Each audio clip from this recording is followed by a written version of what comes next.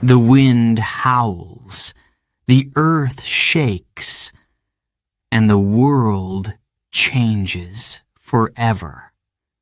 This is the story of Genghis Khan, the boy who had nothing, the warrior who fought against fate, and the leader who built the greatest empire in history. You will ride across the vast Mongolian steppe, feel the heat of battle, and hear the clash of swords. You will witness betrayal, victory, and the rise of a legend. But this is more than just history. This story will help you listen, read, and practice English. The sentences are clear and simple, perfect for B1 learners. The rhythm will pull you in, the words will bring the past to life. And by the end, you will not only know Genghis Khan, you will feel his journey. Are you ready? The adventure begins now. Chapter 1. The Boy Named Temujin. The wind howls across the open steppe, cold, sharp, unforgiving. A boy stands in the frozen grass, staring at his father's lifeless body. His mother kneels beside the dead man, her hands trembling. Her breath comes in short gasps. Temujin grips her sleeve. He does not cry. He does not speak. He only listens to the wind, to the silence, to the sound of his world breaking apart. His father, Yesuge, was a great warrior, a Khan of their people. He was strong, fearless, powerful, but now he is gone. The men who poisoned him ride away, their faces hidden under fur hoods. They do not look back. They do not care. Temujin's tribe stands in a circle. The men whisper. The women glance at each other. A Khan must be strong. A leader must protect his people. Without Yesuge, there is no protection, no safety, no reason to stay. One by one, they turn their horses. They ride into the distance, leaving Temujin, his mother, and his siblings alone. The sun sinks behind the hills. The wind grows colder. The steppe, so wide and empty, swallows them. Night falls. Temujin is no longer the son of a Khan. He is no longer anyone. The days that follow are hard. The family has no food, no horses, no fire to keep them warm. His mother, Halun, refuses to give up. She gathers wild roots. She digs through the snow for anything they can eat. She teaches her children how to survive. Temujin watches her. He listens. He learns. The other tribes ignore them. Some laugh at them. Some steal from them. No one helps.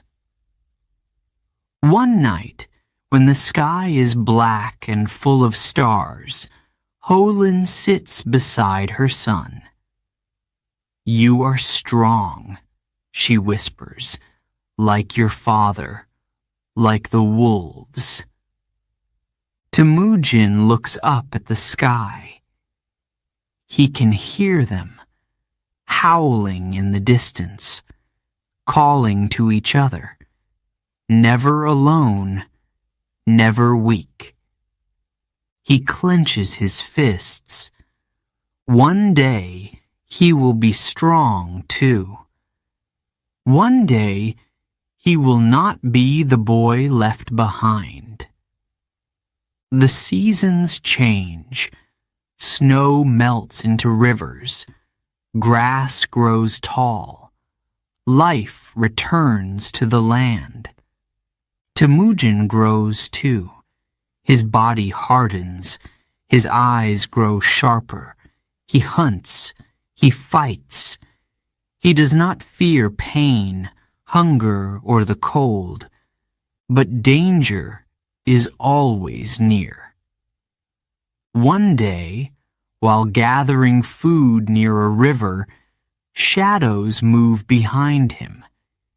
He turns. Too late. Hands grab him, push him down. Men from a rival tribe. They laugh. The son of Yesuge? One sneers. Living like a rat? Temujin struggles, but they are stronger. They tie his hands. They take him away. The sun burns high in the sky. His wrists ache. The wooden yoke around his neck is heavy. He can barely move. The men keep him as a prisoner, a slave. Days pass. Nights pass. His stomach is empty. His mouth is dry. The men mock him, shove him, call him worthless. Temujin does not answer. He does not beg. He watches. He waits. The guards grow lazy. They stop paying attention. One evening, as the sun fades, Temujin makes his move.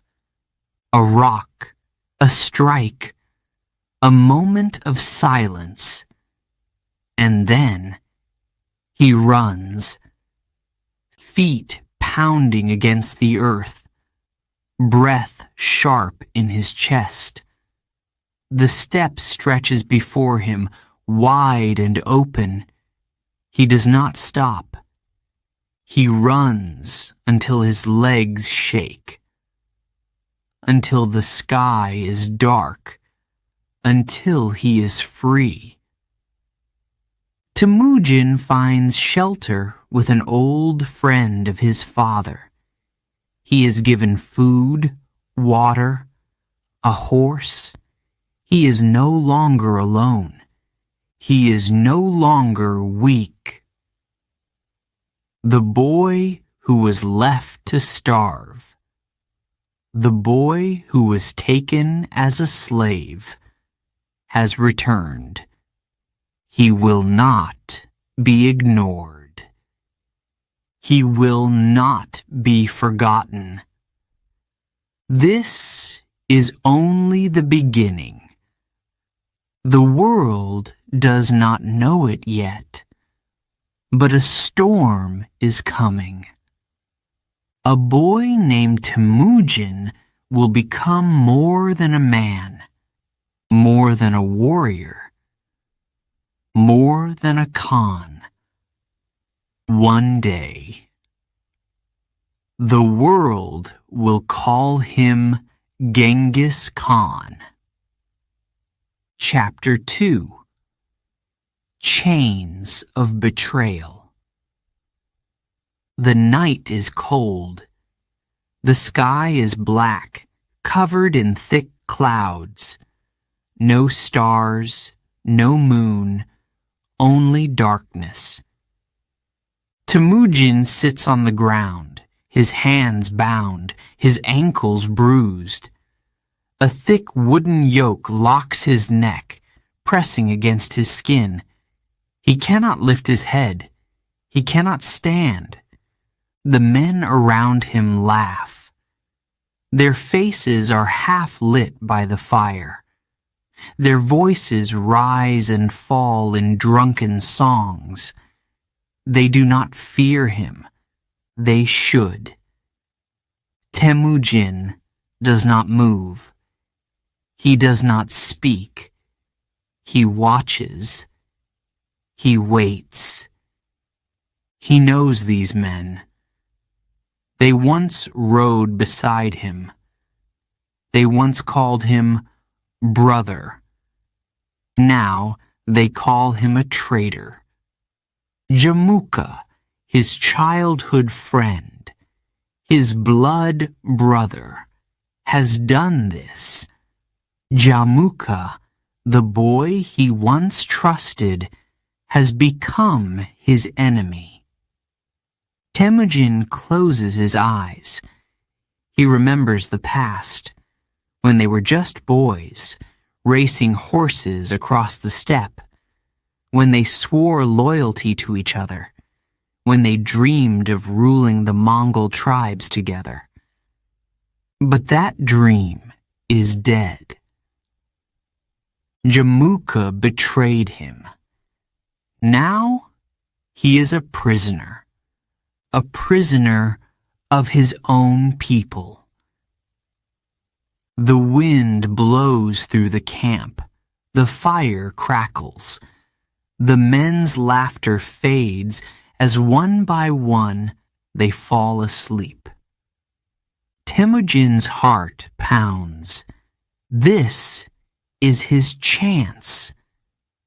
He shifts, testing the weight of the yoke. It is heavy, solid, but not unbreakable. His wrists, swollen and raw, are tied with rope. He twists his hands slowly, carefully. His fingers search for weakness. Minutes pass. His pulse is steady. His breathing silent. Then, a loose knot. A spark of hope. He pulls, gently at first, then harder. The rope begins to slip. A step in the distance. A guard walks past. Temujin freezes.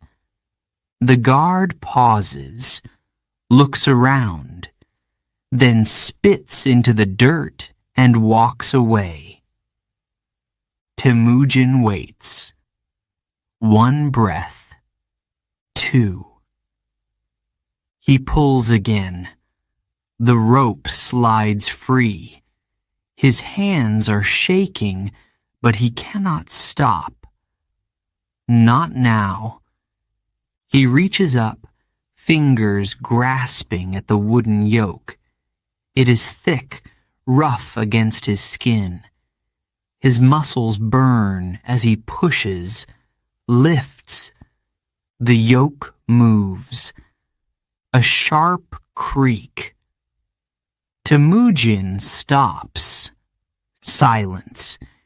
His heart races. If they hear him, if they wake up. But the men still sleep.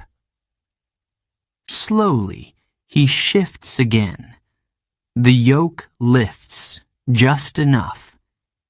He slides his head out. The weight is gone. He is free. Not yet. He still has to escape. His legs are weak. He has not stood in days. His body sways, but he steadies himself. 1 step, then another. The camp is quiet. The horses, tied near the fire, stand still. A few men snore. The others are motionless. Temujin moves like a shadow. He must reach the edge of the camp before anyone wakes. A twig snaps under his foot. He holds his breath. No movement, no voices. He moves faster. The steppe stretches before him, endless and open. If he runs now, they will see him. He needs to hide. His eyes search the darkness. A small ridge, a patch of tall grass. He moves toward it. A horse neighs. A man stirs. Temujin drops to the ground. He does not breathe. The man turns, mutters in his sleep, and rolls over. Temujin moves again. Faster. His muscles scream. His lungs burn. But he does not stop. The camp fades behind him. The wind grows stronger. The grass whispers as he passes through it. And then he is free. The night swallows him whole. He does not look back. He does not slow down. He runs. Because now he knows the truth. There is no friendship, no mercy, no second chances. Jamuka made his choice. And one day, Temujin will make his. But not today. Today, he survives. Tomorrow, he will rise. The world does not know it yet, but this escape will change history. Because the boy who was once a prisoner will soon return as a conqueror. Genghis Khan is coming, and nothing will stop him. Chapter 3. The Wolf and the Falcon. The fire crackles. The wind howls. The sky is wide open, endless. Temujin sits on a small hill watching the steppe. The grass moves in waves, like an ocean of green. He is alone, but he is not weak. Not anymore. He has escaped death. He has survived betrayal. But survival is not enough. He must rise. Far in the distance, a falcon circles the sky, its wings spread wide, riding the wind. It does not fight the air. It moves with it, gliding, watching, waiting. Then it strikes, sharp, fast, unstoppable. Temujin watches. He understands. A great warrior is like a falcon, not reckless, not wild, but precise. A howl breaks the silence. A wolf stands on the ridge below. Its yellow eyes glow in the fading light. A second wolf appears, then a third. Soon, the pack moves together, strong, silent, hunting as one. The falcon hunts alone. The wolves hunt together. Both are strong. Temujin smiles. He has learned his lesson. If he is to rule, he must be both. The Mongols are scattered, fighting among themselves. One tribe against another, one Khan against another, no unity, no future. But if he can bring them together, if he can make them hunt as one, he will not just be a Khan. He will be something greater. The fire burns lower. The wolves disappear into the night. The falcon soars out of sight. Temujin does not move. His mind is awake. His heart is steady. It is time to act. He gathers his followers, men who have lost everything, men who have been betrayed like him. They have no tribe, no home, but they are loyal. Temujin speaks.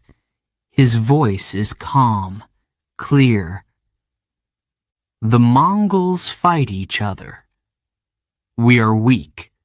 We are easy to destroy.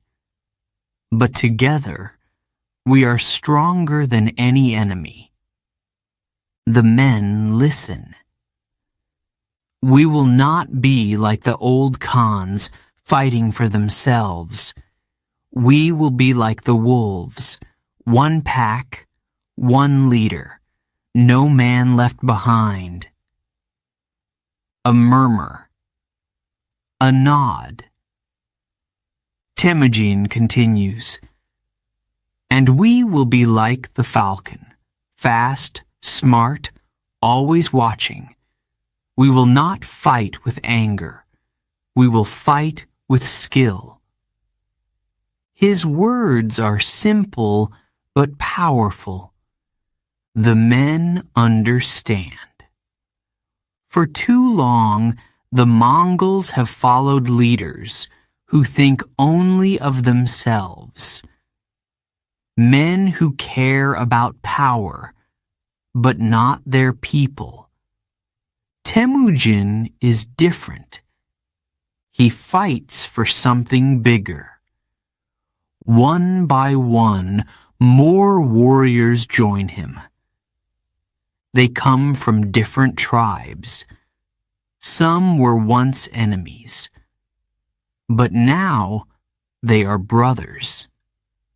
They train. They learn to move like the wind, to strike like the falcon. They learn to trust each other, like the wolves. Temujin does not lead with fear. He leads with loyalty.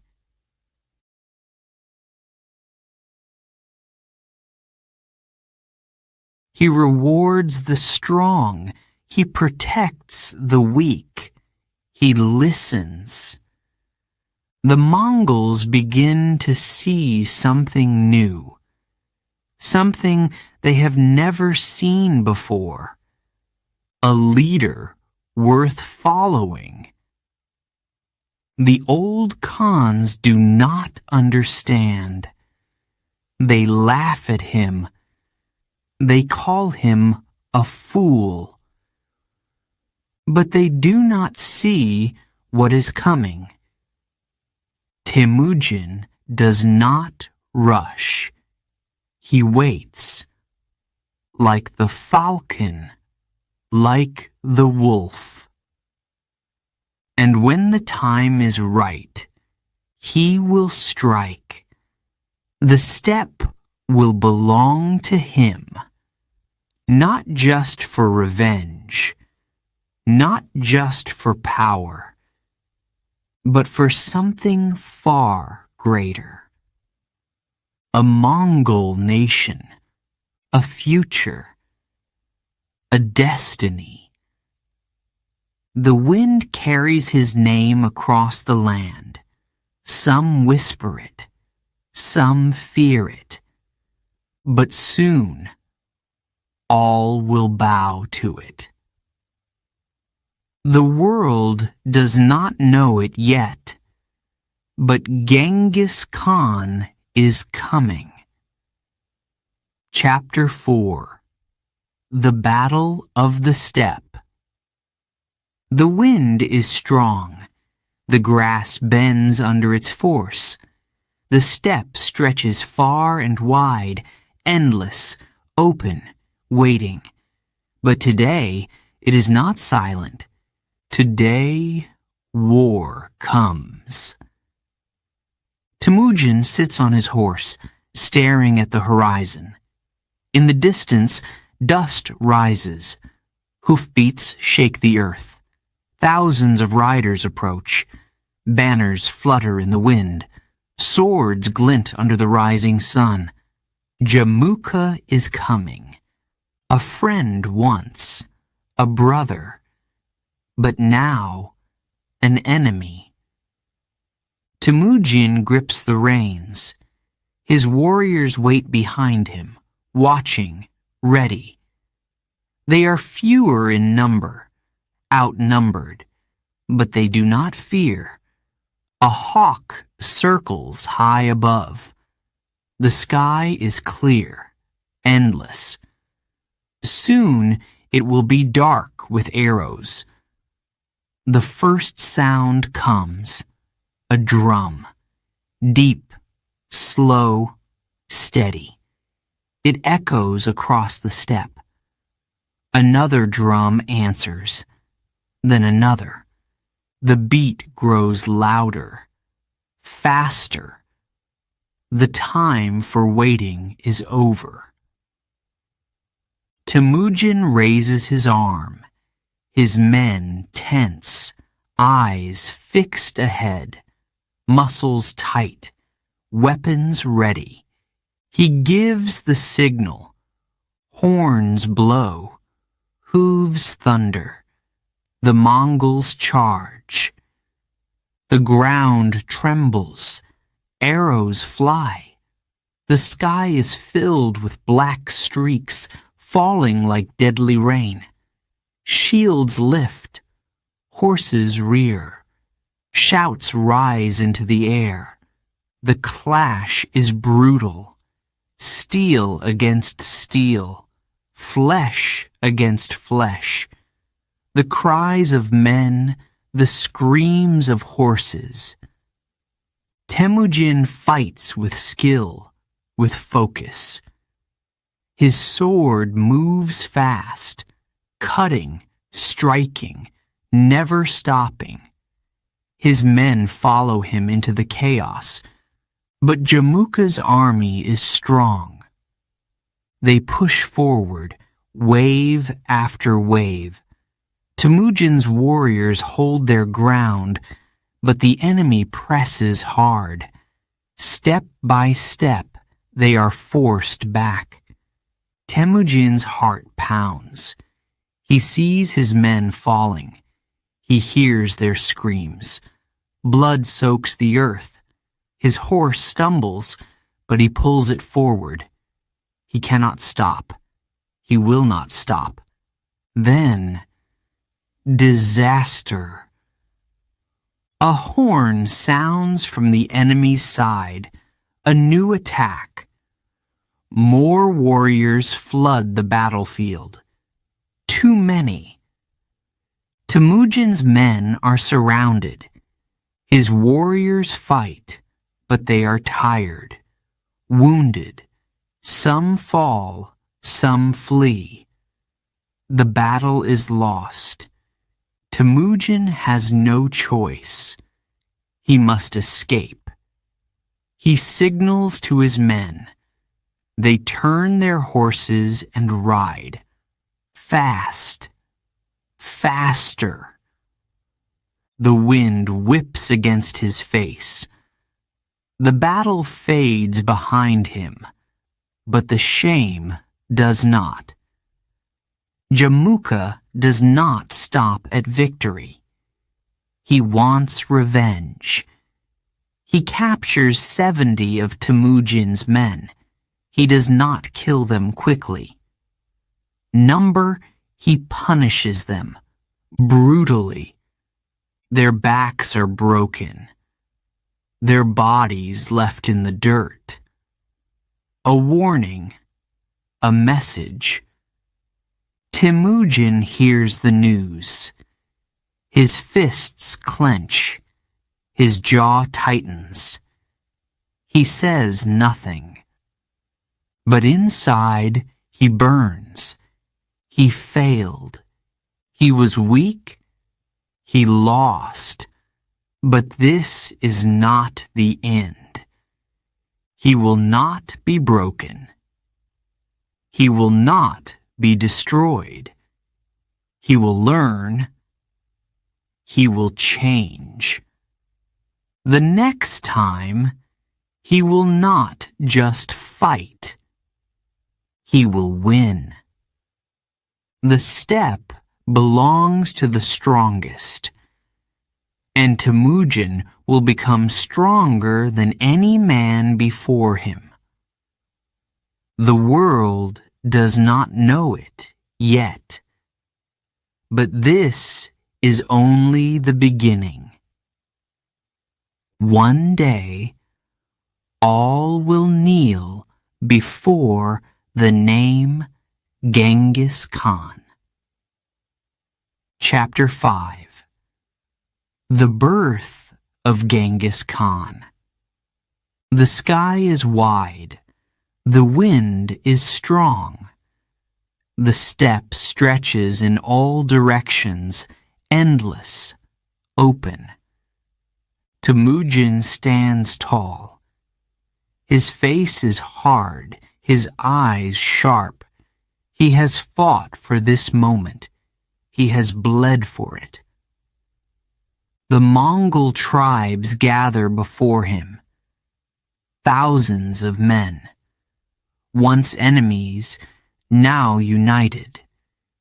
They kneel, heads bowed, waiting. The past is gone. The feuds, the betrayals, the old ways. No more fighting among brothers. No more weak leaders ruling only for themselves. A new age begins today. A shaman steps forward. His voice is deep, steady. His words carry across the silent crowd. The sky has chosen him. The steppe has tested him, and the spirits have given him a name. The people listen. No one moves. He is no longer Temujin. The shaman lifts his arms. The wind howls, swirling dust around them. He is Genghis Khan! The crowd erupts. Voices rise into the sky. Men cheer, fists in the air. Hooves pound against the earth. Warriors shout his name, Genghis Khan. Universal ruler, the leader of all Mongols. He stands, unmoving, letting the moment wash over him. He has won. He has taken what no man before him could. He has done the impossible, but he is not finished. Not yet. He looks over his people. They are strong, but the world is vast. The steppe is not enough. Beyond the rivers, beyond the mountains, beyond the Great Wall, there are kingdoms, rich and powerful. There are cities filled with gold, palaces heavy with treasure. There are men who think they cannot be touched. They are wrong. The Mongols are no longer just scattered tribes. They are one army, one force, one storm, ready to rise. Genghis Khan lifts his sword. The metal flashes under the sun. His voice is deep, calm, unshaken. We ride. The future belongs to him. The world does not know it yet, but soon it will. Genghis Khan is coming. Before we begin Chapter 6, a quick note for our listeners. You're currently listening to this audiobook on WooEnglish. Remember, this content is specially made for WooEnglish listeners only. If you're hearing it on any other channel, it may be a violation of WooEnglish's rights. Please ensure you're tuned into the right source to fully enjoy and respect this audiobook journey. Now, let's continue the story. Chapter 6. The First Conquest. China's Great Wall. The Great Wall of China stretches across the land, high and unbroken. Stone towers stand tall, silent, and strong. It has protected China for centuries. No army has ever crossed it. Genghis Khan watches from the distance. His black horse stands still beneath him, breath heavy in the cold air. His men wait behind him, thousands of warriors dressed in fur and armor. Their arrows are sharp, their swords are ready. The Jin dynasty believes the wall will stop him, that it will keep the Mongols out, that nothing can break through its mighty defenses. They are wrong. The Mongols are not like other armies. They do not fight like the Chinese warlords expect. They do not march in slow, heavy lines. They do not carry great siege weapons. They are fast. They are deadly. They are unstoppable. Genghis Khan does not rush. He waits. He watches. He studies the wall, the guards, the movement of soldiers. He learns their weaknesses. Days pass. The Mongols do not attack. The Jin soldiers grow lazy. They believe the barbarians have given up. They are wrong again. One night, under a moonless sky, the Mongols move. Not in one place, but in many. Small groups slip through the mountains, following secret paths. Others find traitors inside the enemy's cities. Gates open in the darkness. The wall is strong, but men are weak. The Mongols flood into China. The attack is sudden, fast. Villages burn, cities fall. The Jin armies rush to fight, but they are slow. Their generals do not understand the enemy. They have never seen an army that moves like the wind, attacks like a storm, and disappears before they can strike back. Genghis Khan rides at the front. His sword flashes. His warriors follow, their arrows darkening the sky. The battle is chaos. Horses crash through lines of armored soldiers. Swords clash. Men scream. The Jin armies try to hold their ground, but the Mongols do not fight fair. They set traps. They attack from behind. They use speed and surprise. Victory is near. The Great Wall still stands, but it is useless. The enemy it was built to stop is already inside. One by one, the Jin generals surrender. One by one, their cities open their gates. The Mongols take the riches of China: silk, gold, weapons, knowledge. But Genghis Khan is not here for treasure alone. He is here to build something greater. He does not rule like the warlords before him. He does not punish the weak. He gives his enemies a choice: join him or be destroyed. Many choose to follow. Some refuse. The ones who refuse do not live long. By the end of the war, China belongs to the Mongols. The Great Wall still stands, but its power is gone. Genghis Khan does not celebrate. He does not stop. There is still more to conquer. The steppe was his birthplace, but the world will be his empire. The Great Wall was only the beginning. He turns his horse looking west.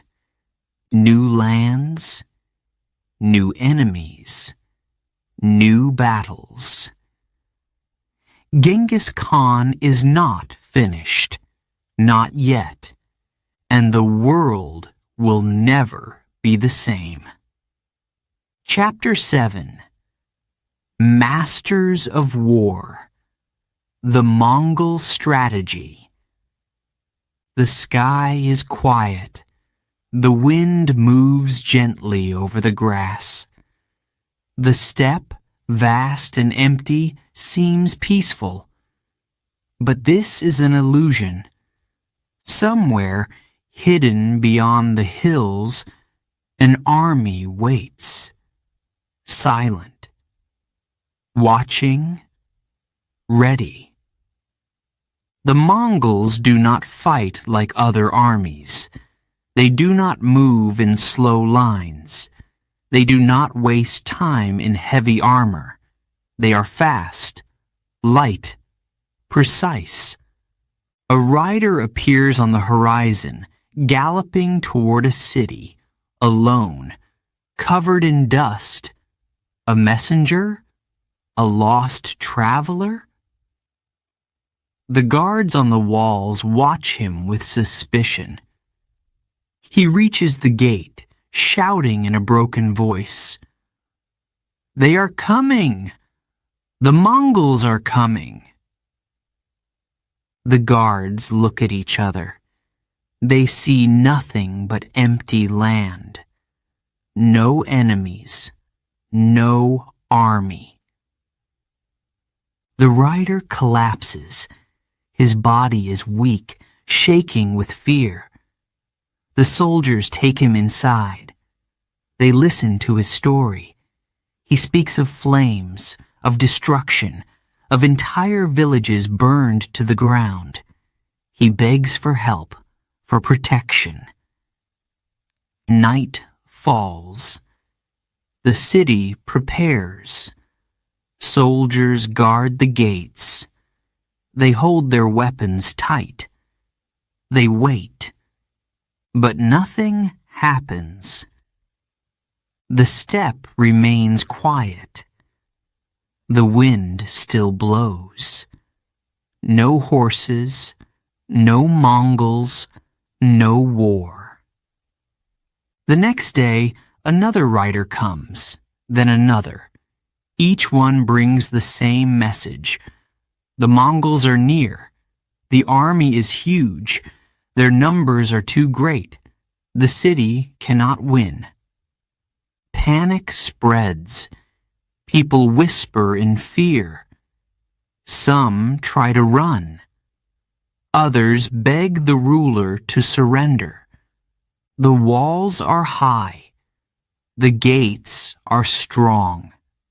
The soldiers are well trained. But fear is a weapon too, and the Mongols know how to use it.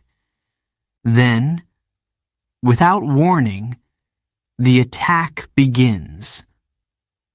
Horns echo in the distance, a low, deep sound, like thunder rolling across the land. The first wave comes fast. Arrows fly through the sky. The city fires back, but the Mongols do not stop. They ride in circles, never slowing, never making it easy to strike. The defenders hold their ground. The walls protect them. Then, suddenly, the Mongols turn. They ride away. The soldiers cheer. They have won. The enemy is retreating. But the Mongols are not running. They are waiting, watching, planning. Days pass. The city grows tired. Supplies run low. Morale breaks. The people begin to doubt. Then the real attack comes. Not from the front. Not from the gate. From behind. A secret passage. A traitor inside the walls. A hidden weakness. The Mongols have found it. By the time the soldiers understand, it is too late. The gates open. The enemy floods in. The battle is over before it truly begins. This is Mongol warfare. Speed, deception, fear. Genghis Khan does not fight with numbers alone. He fights with the mind. He breaks his enemies before the first arrow is fired. His warriors are more than soldiers. They are hunters. They study their prey, waiting for the perfect moment to strike. They pretend to be weak, only to return stronger. They surround cities before anyone sees them coming. No fortress is safe. No enemy can prepare. The Mongols do not fight fair. They fight to win. And they always do. The steppe has shaped them. The wind has hardened them. The world belongs to the fastest, the smartest, the strongest. And no army on earth is faster, smarter, or stronger than the Mongols. Genghis Khan knows this. And soon, the world will know it too. Chapter 8. The Fall of Khwarezm. A foolish mistake. The sun burns hot over the city. Dust rises with the wind. The streets of Khwarezm are busy, filled with traders, merchants, and soldiers. The empire is strong. The Sultan is powerful. He believes nothing can touch him. A group of men enters the gates, Mongol traders. Their clothes are simple, their faces calm. They bring gifts, silk, silver, fine horses. They bring a message from Genghis Khan, a request for trade, for peace. The Mongols do not seek war. They seek wealth, an agreement, a future where both empires can grow. The Sultan listens. His eyes narrow. His lips press together. Then he makes a choice. He does not welcome them. He does not accept their gifts. Instead, he arrests them, accuses them of being spies. One by one, he orders their deaths. A message is sent back to Mongolia. It is written not in ink, but in blood. The answer comes swiftly, not in words, but in war. The sky darkens with dust. The ground shakes. The Mongols are coming. Not a small army, not a simple attack. A storm. A force greater than the Sultan has ever seen. He does not believe it at first. His empire is vast. His cities are strong. His walls are high. The Mongols cannot defeat him. But Genghis Khan does not attack like other rulers. He does not march in a straight line. He does not fight one battle at a time. He moves like fire, spreading in every direction. City after city falls. One is burned to the ground. Another is drowned. Its irrigation systems destroyed. Its fields turned to dust. Another is abandoned. Its people fleeing in terror before the Mongols even arrive. The Sultan panics. He gathers his armies. He orders them to fight.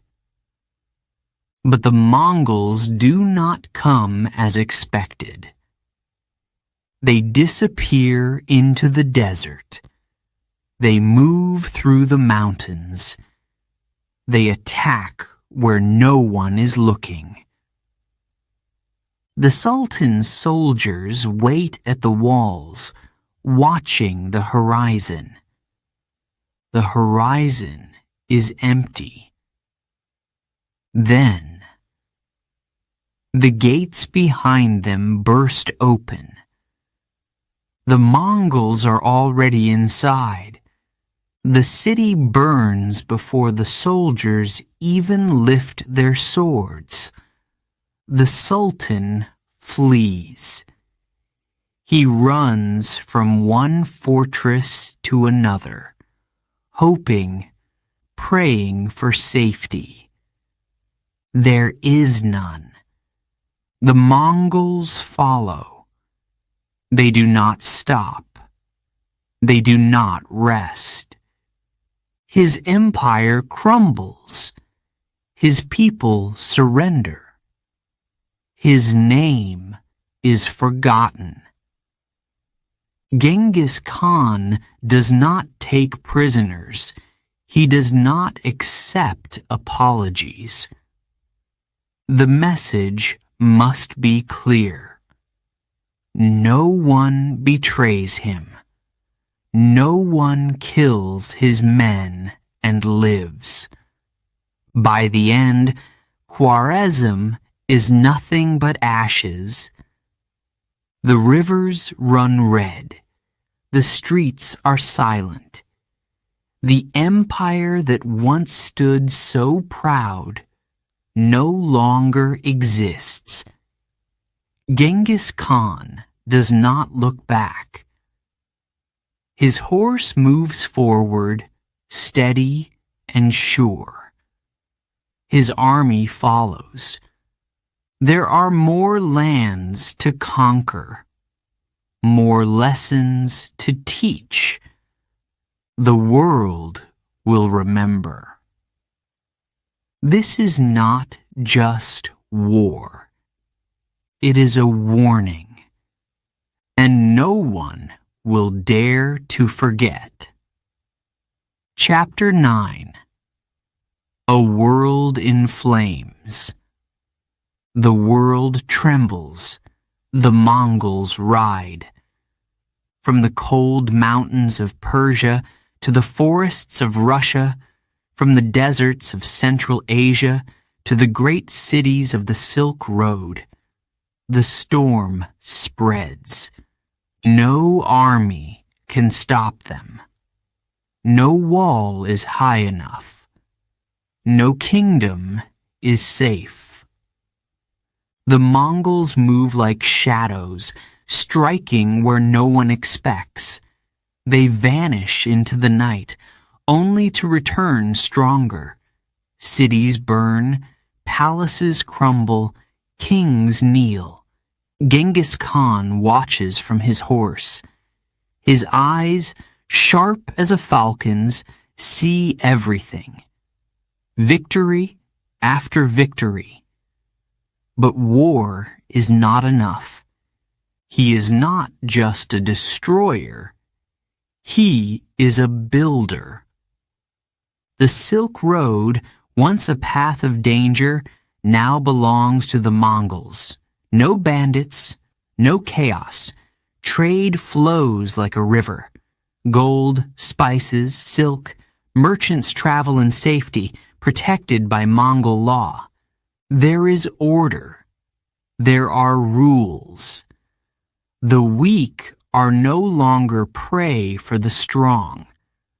The powerful no longer take what they want.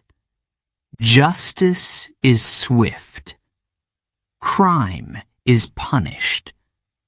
Loyalty is rewarded. A man can ride across the empire with gold in his hands and never fear thieves. A woman can travel alone and never fear harm. This is not how the world was before, but Genghis Khan is changing everything. New roads stretch across the land. Cities rise again, stronger than before. Scholars, doctors, craftsmen, he welcomes them all. Knowledge is power, and he wants power to last beyond war. He listens to ideas, no matter where they come from. He studies the beliefs of different lands. He does not force his gods on others. He does not destroy their way of life. As long as they obey, as long as they respect his rule. The empire grows, but time is running forward. Genghis Khan is no longer young. The fire in his eyes still burns, but his body feels the weight of years. His sons stand beside him, waiting for their time. His generals follow his orders, ready for the next war. But only he holds the vision. Only he understands the future. The world is vast. His empire is greater than any before it. But it is not enough. He must ride again. He must move forward. There is still more to take, more to build, more to create. He turns his horse toward the west. The sun is setting, casting long shadows over the land. He does not stop to admire it. tomorrow the world will change again. The fire is not yet done burning. The name of Genghis Khan will live forever. Chapter 10. The final campaign. To the edge of the world. The sky is heavy with clouds. The wind is strong. The grass bends low, whispering secrets to the earth. The great Khan rides at the front. His black horse moves steady and sure. Behind him, thousands follow. Their banners rise high. Their armor glints in the fading sun. The Western Jia kingdom lies ahead. A stubborn enemy. A kingdom that dares to defy him. They will learn. The Mongols have crushed mighty empires. They have burned great cities. They have broken the strongest of rulers. This will be no different.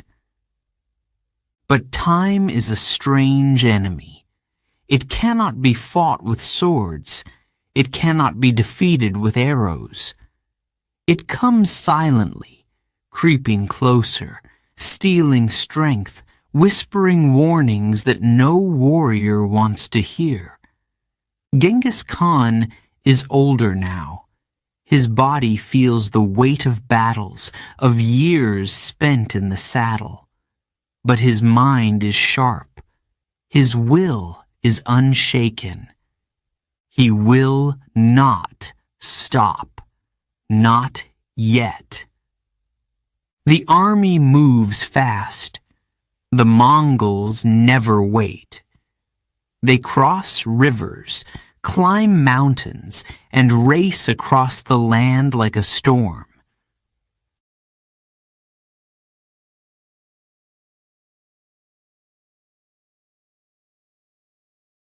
The Western Xia know they are coming.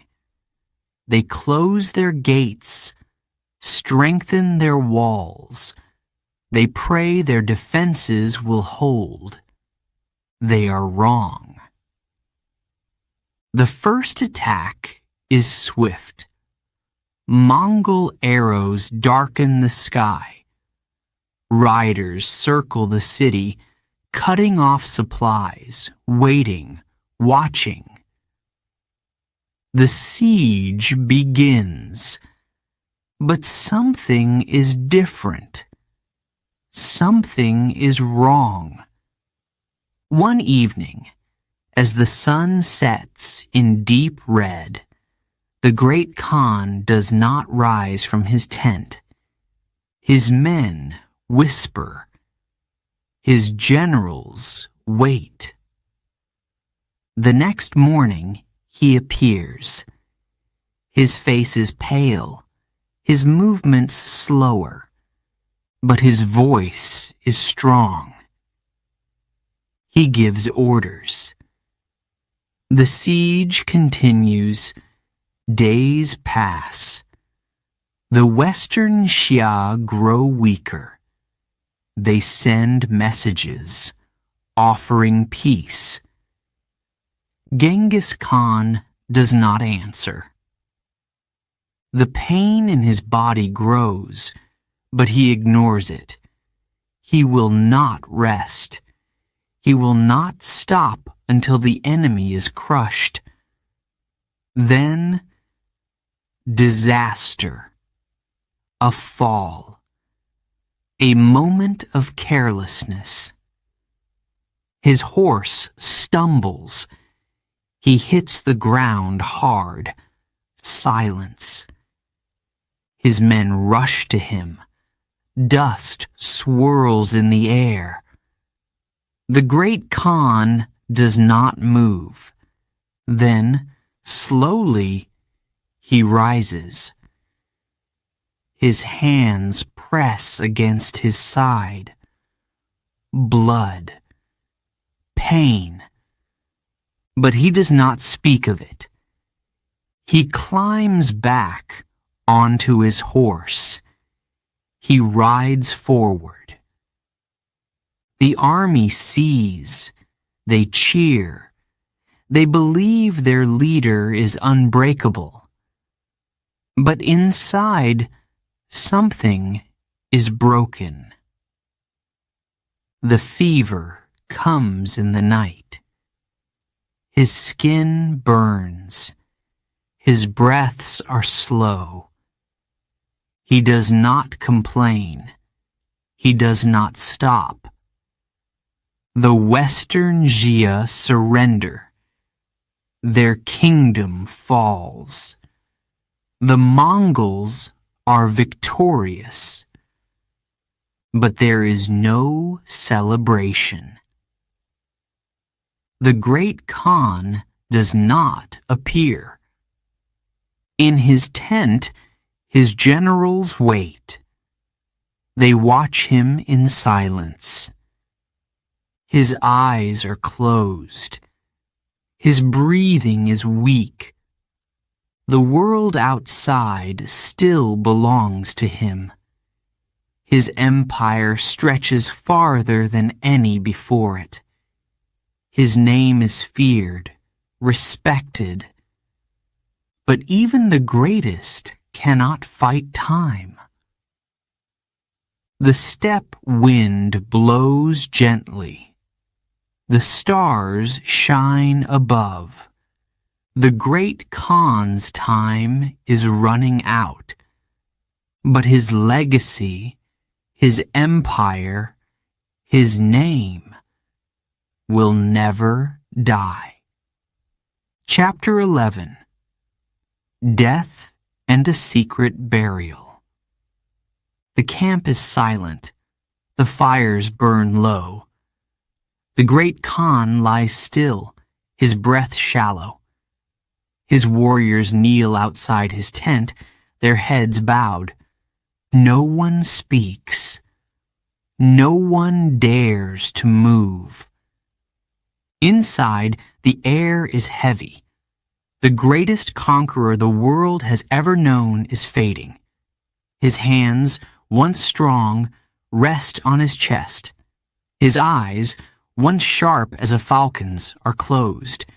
His body is weak, but his mind is still awake.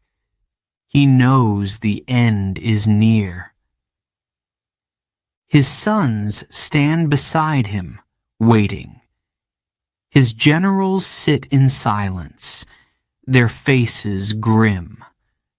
They do not cry. Mongols do not cry. The wind outside carries whispers of the past. Battles fought, cities taken, enemies crushed, a lifetime of war, of victory, of power. But time is the one enemy no man can defeat. A final breath, a final moment, and then nothing. The Great Khan is gone. His men do not wail. They do not weep. They bow their heads. They press their hands to their chests. Then they act. His body must not be found. His grave must remain hidden. It is his wish. It is their duty. The army moves like a shadow. His body is carried away, wrapped in silence. No one will follow. No one will know. The warriors travel far, deep into the mountains. The road is long, but they do not stop. No songs are sung. No prayers are spoken. Only silence. They dig a grave, deep and wide. They place him there in the earth he once ruled. Then they cover it, not with stone, not with a monument, but with the land itself. When they are done, they ride their horses over it, again and again, until no trace remains. No one will ever find him, but their task is not finished. The soldiers turn their horses. They ride back, swift and deadly. Anyone who saw them, anyone who followed, is gone. The secret is safe. Genghis Khan is gone, but his empire lives. His sons take his place. His generals continue his wars. The Mongols do not stop. They do not rest. His name is whispered across the world, in fear, in awe, in history. No grave, no tomb, no monument. But his legacy? It will never be buried. Chapter 12. The Empire's Echo. The wind sweeps across the steppe. The grass bends low. The sky stretches wide and empty. The land is the same, but the world has changed. Genghis Khan is gone. His horse stands riderless. His voice no longer commands. His hands no longer shape the world, but his empire remains. His sons and grandsons sit on great thrones, ruling lands far beyond the steppe.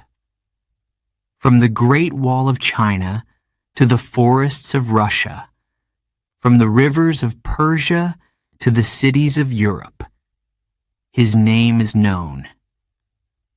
Some whisper it in fear. Others speak it with respect. All remember. The Mongols do not stop. They move forward as he taught them. They take more land. They build new cities. They bring the laws of the Great Khan to every corner of the world. Trade flourishes. The Silk Road is safe under Mongol rule. Merchants travel without fear. Scholars share knowledge from east to west. Ideas, goods, and people move freely. For the first time, the world is connected. His laws are strict but fair. No man is above justice. No woman is without protection. No thief escapes punishment. A poor man and a rich man stand as equals before the law. The Mongol Empire grows. But like all things, it cannot last forever. The grandsons of Genghis Khan fight among themselves. They divide the land. They hunger for power. The great unity he built begins to crack. One empire becomes four. The Golden Horde rules the West, reaching into Russia and Eastern Europe. The Ilkhanate controls Persia. The Chagatai Khanate takes Central Asia.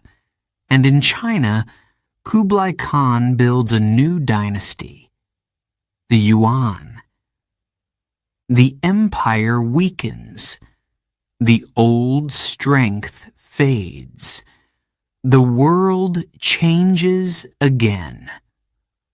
One by one, the Mongol kingdoms fall. The cities they ruled are taken. The roads they guarded are lost. The name of the great Khan drifts into legend, but legends do not die.